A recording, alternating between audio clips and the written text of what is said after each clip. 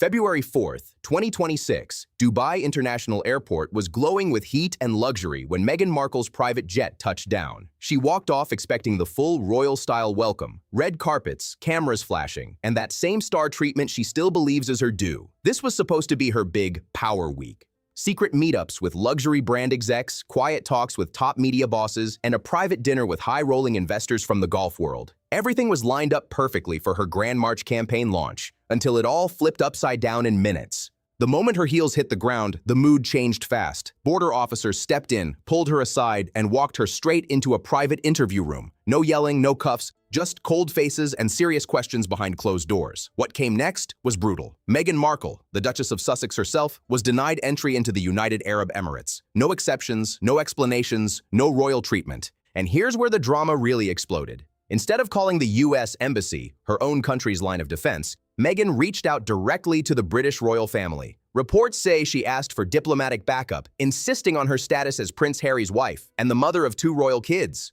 The move stunned everyone watching. It was bold, desperate, and totally unexpected. Just think about that for a second. The same woman who once blasted the royals, calling them cold, cruel, and even racist, the same one who aired every private secret she could find, was suddenly the one begging for their help. We thought it was going to go our way, but it certainly has proven that there was no way to win this through the court. What she got in return wasn't just a polite, sorry, can't help. It was a royal slap in the face, bold, public, and impossible to ignore.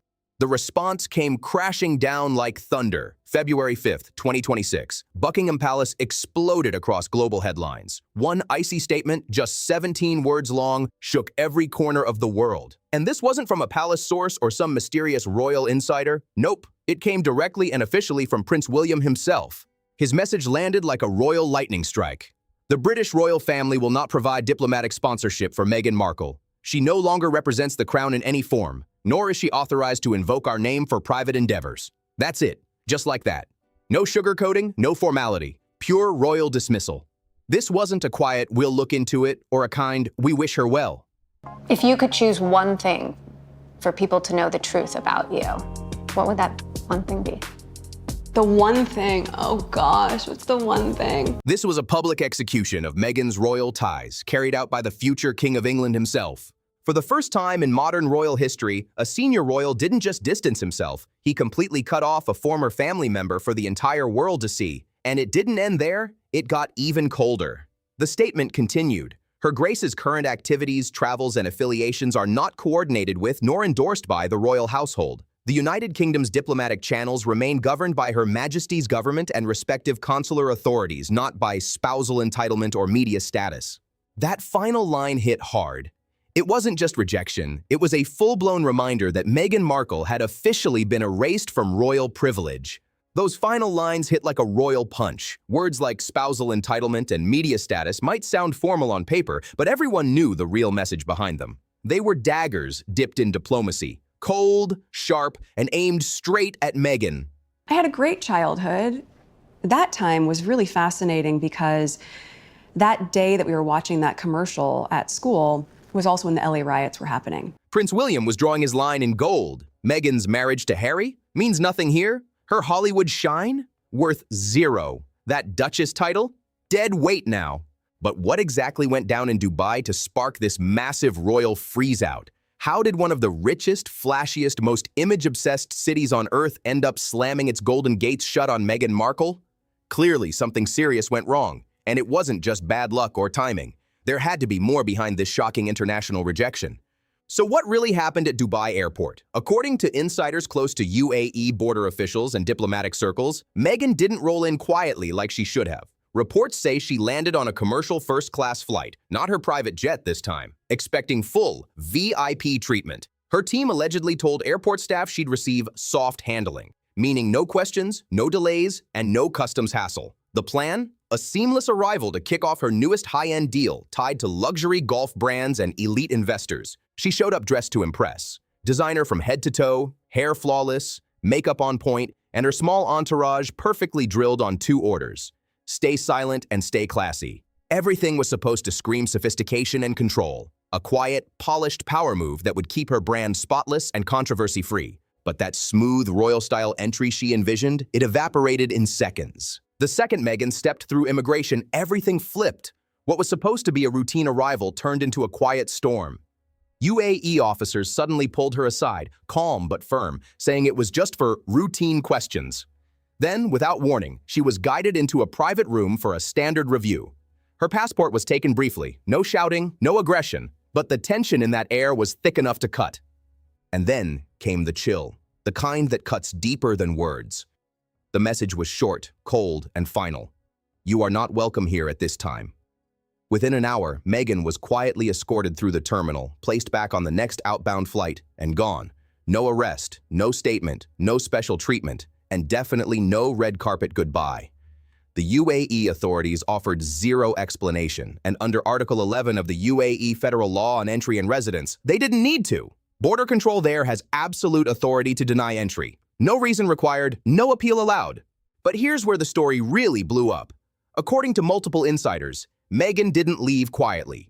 I think bookstores, you can find your story there. You can find some version of your story or what feels true to you in it. And within all those pages, it's just such a great space for discovery. And I think that makes people feel safe.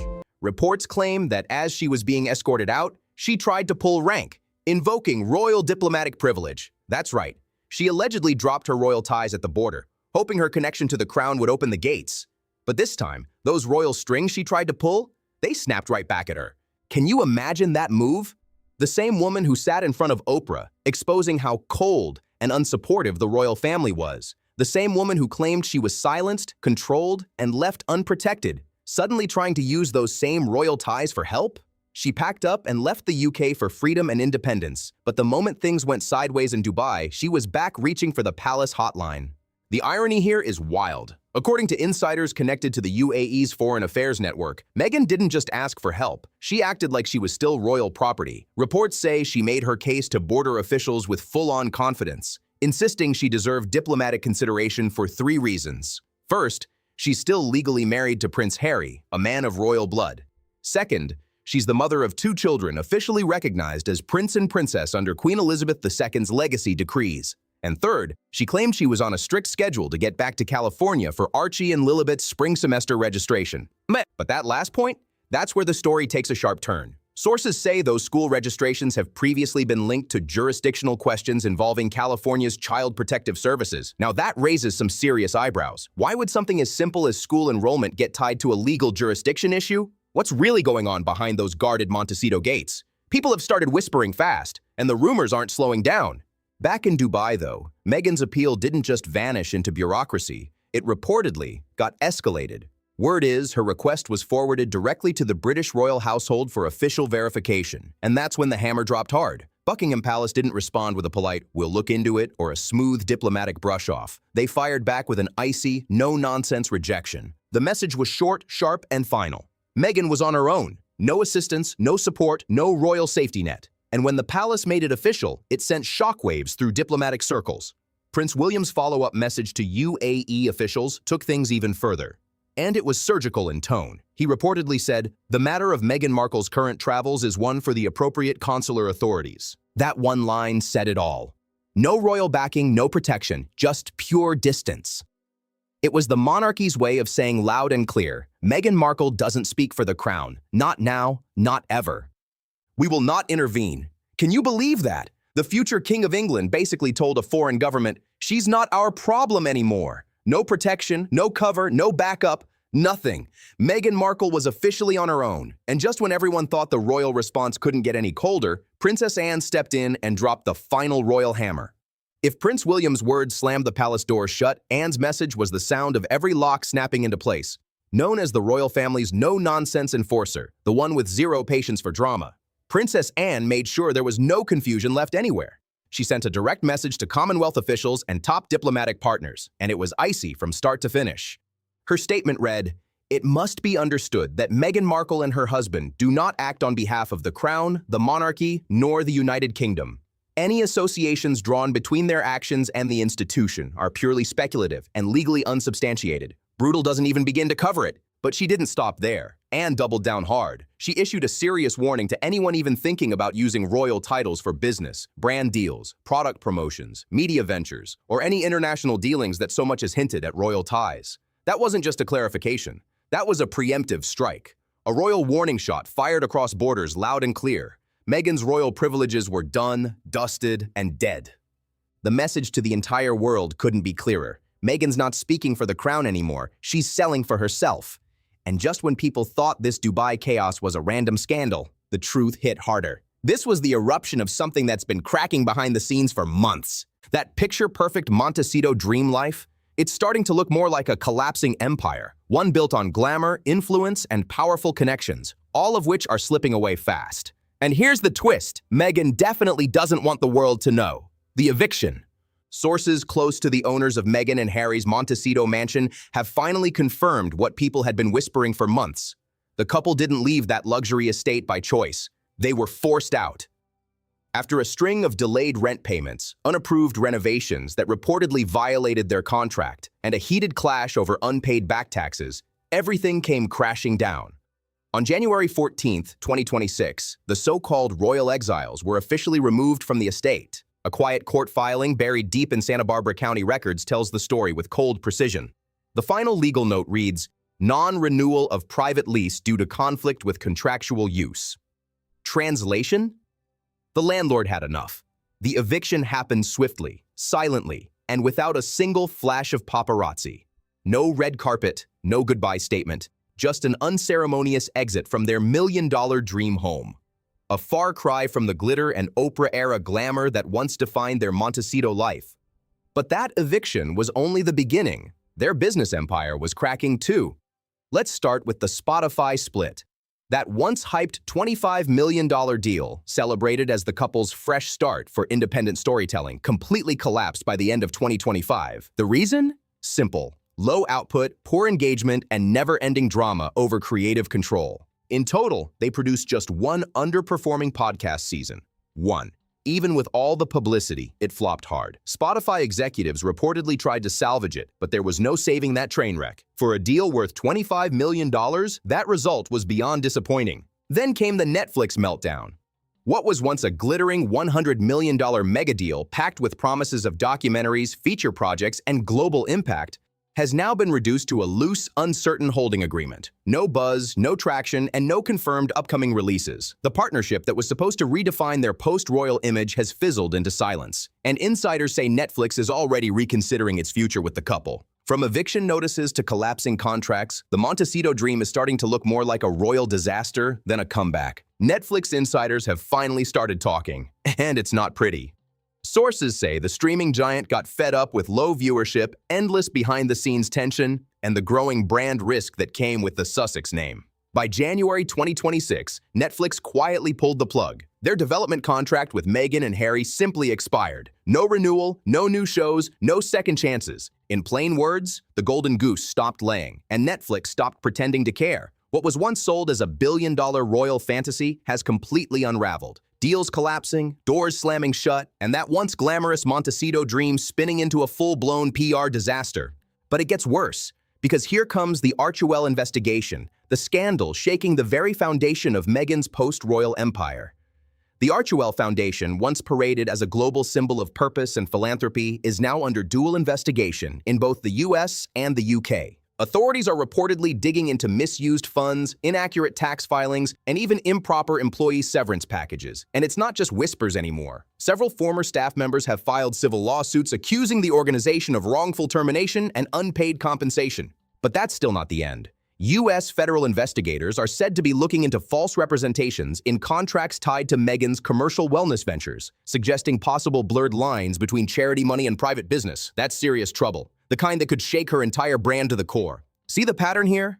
This isn't just bad luck or a few messy deals. This looks like a chain reaction of collapse. Every single venture Meghan has launched since walking away from the royal family seems to be falling apart. One scandal after another, with no end in sight. And just when everyone thought the drama couldn't possibly get worse, the next twist hit out of nowhere. The Tyler Perry betrayal. The one no one saw coming. Remember, this is the same Tyler Perry who once opened the doors of his $18 million Beverly Hills mansion to Meghan and Harry when they fled the UK. He gave them safety, privacy, and protection when the world was tearing them apart. He literally gave them a roof over their heads and called them family. But now, everything's flipped. Reports claim Tyler Perry has filed legal claims accusing Meghan and Harry of manipulating him into transferring money under false pretenses. That's right. The man who sheltered them, defended them, and stood by them when everyone else walked away is now accusing them of deception. Just think about that for a second. What kind of betrayal makes someone that loyal turn into a legal rival? How bad do things have to get for a friend that generous, one who risked his own reputation, to finally say, enough is enough? The fallout is brutal, and it's only getting messier. And now, as Dubai's dramatic decision dominates global headlines, insiders are pointing to what's being called the 4-point risk assessment. It's the internal reasoning said to explain why UAE officials refused Meghan entry under Emirati immigration law. Sure, border officers there have full discretion to deny access without explanation. But make no mistake, this wasn't some random decision. Something major was behind that no-entry stamp. According to multiple UAE government advisors who spoke off the record, Dubai's immigration team didn't just make a spur-of-the-moment call, they followed a strict 4-point risk protocol. And shockingly, Meghan checked every single box. The first risk factor? Ties to ongoing legal investigations. Meghan is reportedly under active scrutiny in both the US and the UK over questionable financial reporting through the Archwell Foundation, including alleged misrepresentation of charitable donations and disputed money transfers involving Tyler Perry and other high-profile donors. If that's true, then Meghan's Dubai denial wasn't a coincidence. It was a direct reaction to a global trail of red flags following her every move. Thanks to international tax treaties, even the appearance of financial irregularities can instantly trigger an entry denial. No criminal charges needed. That alone was enough to raise red flags. But the second risk factor, that one hit even harder. It was all about public image volatility. Meghan's global reputation as a media powerhouse, or, as some inside circles call her, a media disruptor, completely backfired this time. Officials reportedly cited her long track record of orchestrating press spectacles, constantly reframing timelines to control the narrative, and what internal reports bluntly described as victim-centered PR manipulation. They even referenced her high-profile miscarriage story and the explosive Oprah interview as examples of how she commands media chaos wherever she goes. One Gulf media advisor summed it up with chilling clarity. "This isn't about her truth. It's about our stability." That one line said everything. Then came the third risk factor, and it was deeply personal. It centered on employer and staff conflicts. Former Archwell employees have reportedly given testimony about abrupt firings, unpaid severance, and an unstable work environment that they claimed stemmed directly from Meghan's own leadership style. Those accounts painted a brutal picture, a toxic workplace defined by constant pressure, shifting expectations, and zero consistency. And here's where things really got serious. The UAE operates on a foundation of honor, hierarchy, and trust. In Emirati culture, leadership isn't just about status or influence. It's about integrity, discipline, and respect. So when officials reviewed Meghan's pattern of disputes, lawsuits, and PR chaos, they saw it as a direct clash with their professional and cultural values. The response was immediate. Entry denied. No debate, no delay, no explanation needed. In their eyes, Meghan Markle wasn't just a celebrity traveler. She was a potential diplomatic disturbance waiting to happen. Meghan's reputation wasn't just questioned. It was officially classified as a risk. And then came the fourth and final risk factor, the one that completely sealed her fate in Dubai. UAE immigration cited improper entry justification, a bureaucratic phrase with brutal consequences.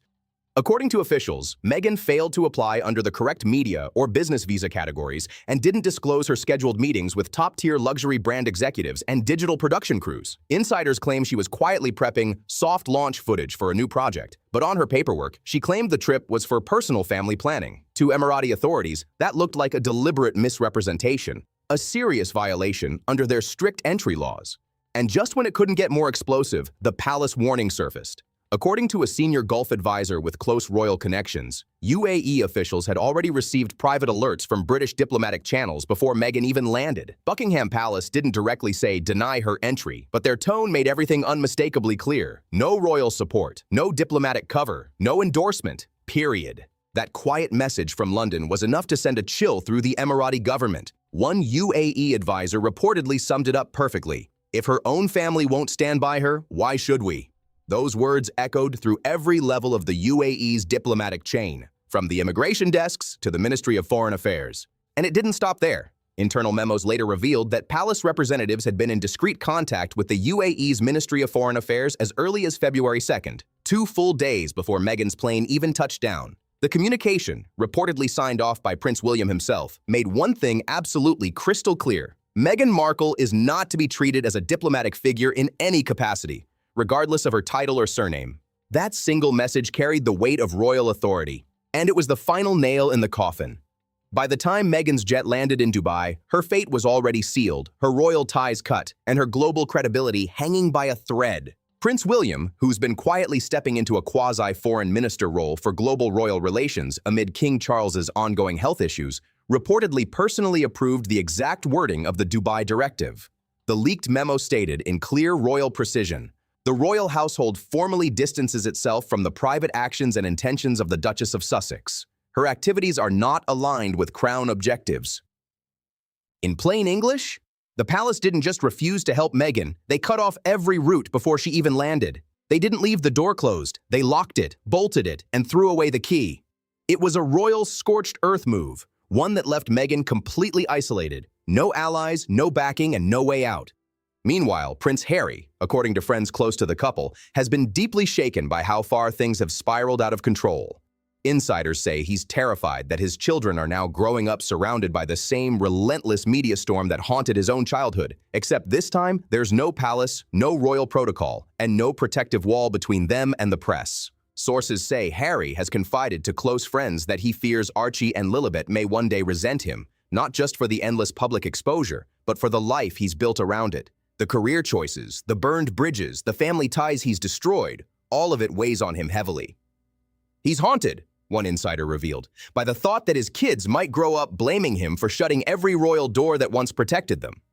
But Meghan, on the other hand, seems to be viewing their children through an entirely different lens, one that's strategic rather than sentimental. According to several former staffers, Meghan has reportedly begun positioning Archie and Lilibet as central elements of her public image, not just her family. One ex-employee even described overhearing discussions about which photos of the children could bring the most online engagement, which milestones might spark positive media coverage, and how their royal titles could open doors for future partnerships and brand ventures. It's a stark contrast. Harry's fear of losing his family's privacy colliding with Meghan's sharp focus on visibility and control. And as the divide grows deeper, the once united couple seems to be standing on opposite sides of their own empire, one built on fame and now trembling under the weight of its own exposure. If those insider accounts are even halfway true, they reveal something deeply unsettling. A kind of transactional motherhood where image control starts to outweigh privacy and publicity takes the place of protection. It paints a haunting picture of two parents moving in completely opposite directions, one trying desperately to shield his children from the glare of fame, and the other seemingly trying to shape that spotlight to her advantage. But beneath all the chaos, the financial mess, the lawsuits, and the diplomatic explosions, there's something far more human unfolding. Isolation. Meghan Markle is now more cut off than ever before. More than when she walked away from the palace, more than during the tabloid wars, more than at any point since stepping into royal life. Her once glittering Hollywood circle, gone quiet. The friends who once cheered her on, faded into the background. Her family ties remain fractured beyond repair, and those high-end professional connections that once fueled her brand, they've all started to vanish. Even the international elites who once praised her as a modern trailblazer are now keeping their distance, unwilling to risk the association. What's left is a woman surrounded by silence, a name that once commanded global fascination, now met with diplomatic coldness and media fatigue. The sparkle that once drew the world in has dimmed, replaced by whispers, questions, and closed doors. At this point, Meghan isn't just losing influence, she's losing allies fast. The world that once celebrated her rise is now quietly watching her fall. And this whole Dubai debacle, it's not just a single scandal. It's the culmination of a pattern, a long trail of decisions and conflicts finally circling back to her doorstep. You can only cry injustice so many times before people stop listening. You can only play the victim for so long before the world starts wondering, maybe, just maybe, you're not the victim at all. And you can only turn sympathy into a business model for so long before the curtain finally drops and everyone sees through the act. That moment has arrived. The spotlight's dimmed, the illusions shattered, and the audience isn't applauding anymore. But the real heartbreak in all of this, Harry. He's become the unintended casualty, the collateral damage in a story that swallowed up his identity. For years, his pain was real. His trauma from losing his mother, His battles with the press, his struggles with mental health, all of it came from a genuine place. People believed him. They felt for him. But somewhere along the line, that raw honesty got hijacked. Now Harry's truth, once powerful and deeply human, has been twisted into content. His story isn't his own anymore. It's been turned into part of a brand, a storyline built around someone else's narrative. And it's hitting him hard because the realization has come too late. He's lost control of the one thing that ever made him relatable, his authenticity. What used to be heartfelt and real has been repackaged, polished, and weaponized, leaving Harry caught between who he was and who he's been turned into. What's left behind is nothing short of a cautionary tale. One about wild ambition unanchored by loyalty, fame without foundation, and power without principle. And then there's Meghan, the woman who once had the world's attention in her hands. A former media strategist who worked closely with her summed it up with chilling precision. Meghan thought the world would chase her when she left the palace. Instead, the world watched and then walked away. That line says it all. Meghan wanted to be a global icon, but only on her terms. She wanted the glamour of royalty without the rules, the power of the platform without the price of duty. But royalty isn't just about crowns and cameras. It's about commitment, discipline, and grace under pressure. Now, as the applause fades and the brand crumbles, all that's left is the echo of what could have been and what's been lost for good. But now the reality's finally crashing down. And in life, especially in royalty, you can't have it both ways. You can't spend years tearing down an institution and then expect that same institution to swoop in and save you when things go wrong. You can't torch every bridge and then act surprised when there's nothing left to cross. Dubai wasn't just another scandal or a messy headline, it was a verdict. And that verdict rang out across the world, loud and clear. Meghan Markle is officially on her own, completely, irreversibly, permanently. The palace has spoken, the world has watched, and the sympathy that once overflowed has finally run dry.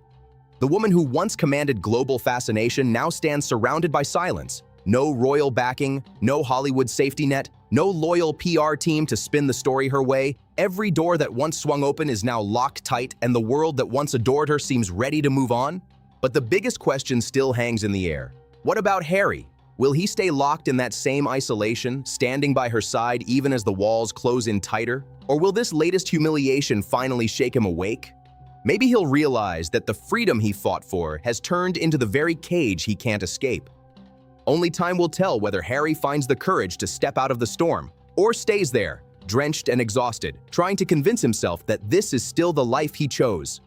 So what happens next? Can Meghan stage a comeback from this spectacular crash? Will Harry finally break free, or are we watching the first pages of an even darker royal chapter unfold before our eyes? Drop your thoughts in the comments below. Do you think there's still a chance for redemption, or is this the end of the royal rebellion once and for all? Don't forget to like, subscribe, share, and let us know what you think, because trust me, this royal roller coaster is far from over.